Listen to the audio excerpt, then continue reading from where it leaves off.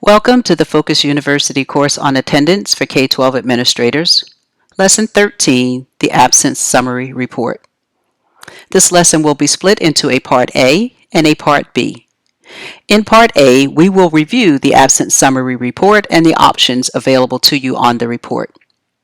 In the Part B of this lesson, we will review how to use the Absence Summary Report to update student attendance. The Absence Summary Report allows administrators to view from one screen all the attendance codes in use at the school. It also shows the total number of periods that each code has been assigned to each student in the school over a specific defined time frame. The report can be reviewed school-wide, it can be viewed by individual student, or for a select group of students. It is only when viewed for an individual student that the absence summary can be used to update attendance. So let's go to the attendance menu, select Absence Summary to view the report. On your search screen, you have multiple options for locating students. We want to view the report for the entire school. Simply click on Simple List or leave the search bar blank and click Search. You can enter the name or ID number of an individual student. You can copy and paste multiple ID numbers from an Excel spreadsheet, a PDF, or Word doc. If student groups are in use at your school and a group has been assigned to your profile, you can select a group from that list.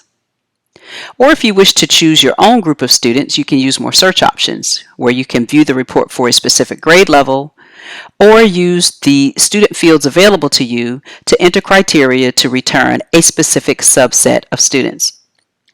Any of those search options will also provide you the ability to include inactive students.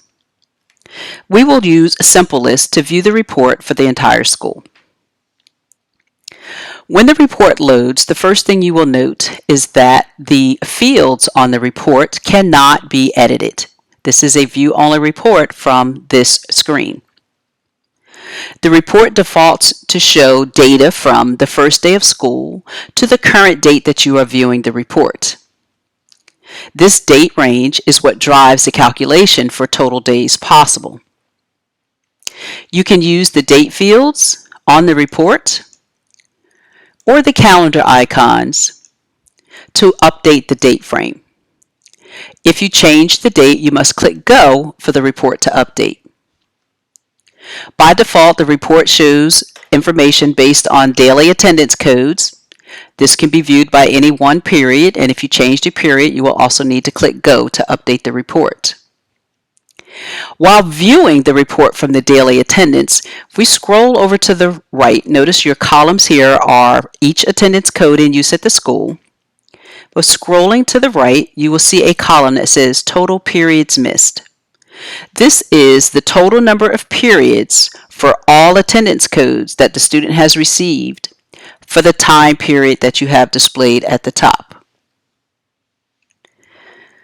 Notice at the beginning of the report, in the total full day attended, we have the total number of days in this date range that the student has attended, as well as what that relates to as a percent.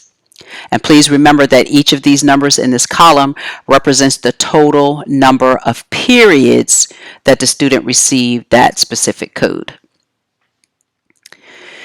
If you want to view a specific student, we would click on the student's name to view the individual report. However, please note about protected students and hidden students. You must have the profile permission to view a hidden student, which is a student who, for whatever reason, their data is being protected from public view. Their name will not display in this list at all unless you have the permission to view a hidden student.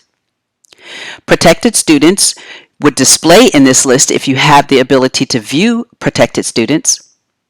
But if you do not have profile permission to view protected students, you still would see their name. However, there will not be this line, which is a link to open the record. So you would not be able to click on the student's name to open the record if it is a protected student and you do not have permission to view a protected student.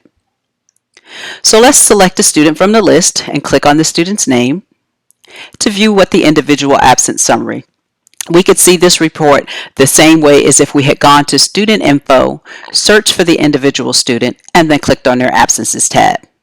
Note by the gray submenus that you are inside this student's demographic record. The date range will display from the first day of school to the last day of school.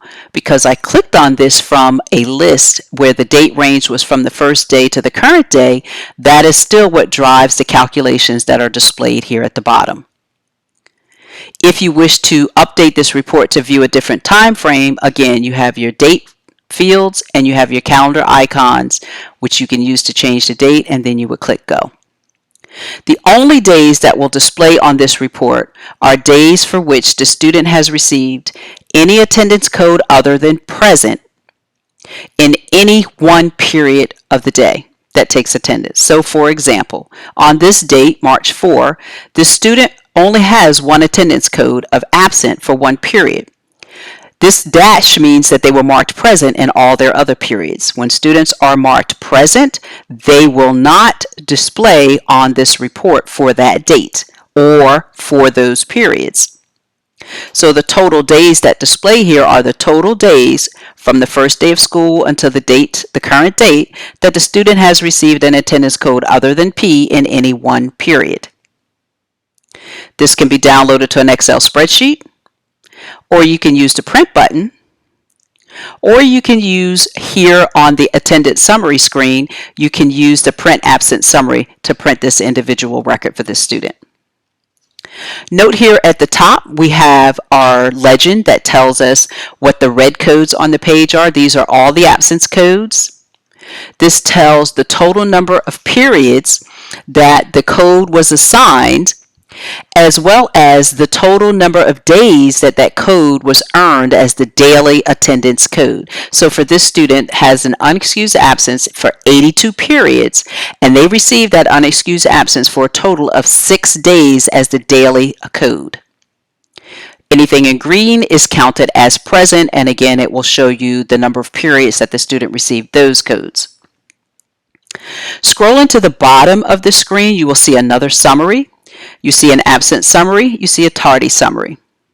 If we scroll over and view the individual period columns, we will see that this student has 12 unexcused absences, 2 excused absences, for a total of 14 absences from period 1. Where for period 2, they have 13 unexcused absences, 2 excused, for a total of 15. You see a similar summary below that for tardies, unexcused tardies, excused tardies with the total tardies. And if there were any other code that the student received during that period, you would see a number here for those other marks. You can use this search box here to enter the name and or ID number for another student to view this same report without having to leave the report. Or as we started from a list and clicked in the name on the name from a list, you can use the arrow to go to the next student. In the next part of this lesson, we will cover how to use this report to update student attendance.